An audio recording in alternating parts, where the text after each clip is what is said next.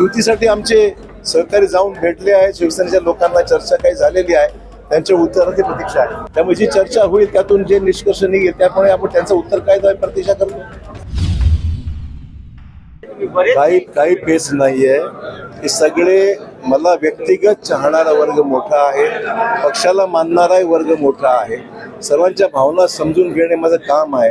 कुठलाही निर्णय घेण्याच्या अगोदर जनभावना समजण्याचा माझा प्रयत्न आहे. त्याचा हा प्रयत्न माझा आहे. युतीसाठी आमचे सहकारी जाऊन भेटले आहे. शिवसेनेच्या लोकांना चर्चा काही झालेली आहे, त्यांच्या उत्तराची प्रतीक्षा आहे. शिवसेनेशी चर्चा करण्याकरता DP सावंत, अमर राजूरकर, चैतन्य बापू हे सगळे प्रयत्न आहेत चर्चेमध्ये. त्यांच्याकडून द्यायचं काय चर्चा, डायरेक्ट चर्चा प्रस्ताव द्यायचा विषय कुठे आहे. डायरेक्ट चर्चा सुरू आहे. त्यामुळे जी चर्चा होईल त्यातून जे निष्कर्ष निघेल त्यामुळे आपण त्यांचं उत्तर काय द्यावं प्रतीक्षा करतो. तुमचे मित्र राष्ट्रवादीचे ते असं म्हणत आहेत की अशोक चव्हाण यांना भाजप हिरवी करायचे, MIMचे पक्षप्रवेश तुम्ही घडवून आणले असं. MIMचा माझा काही संबंध नाही. त्यांना प्रचाराला कुठला मुद्दा शिल्लक नाहीये आणि त्यांच्यात जर ताकद असती ते थांबवा तिकडे.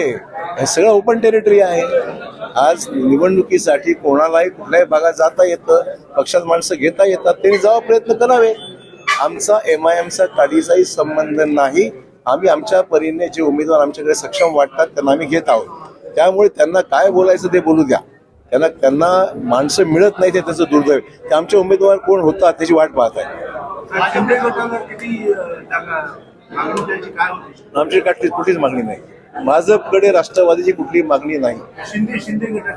चर्चा तर असे काय काही अंतर्गत गोष्टी मला बाहेर सांगता येत नाही.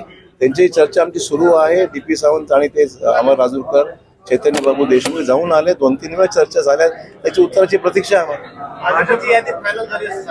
आम्ही तयारी ठेवलेलीच आहे. तयारी करावंच लागेल ना.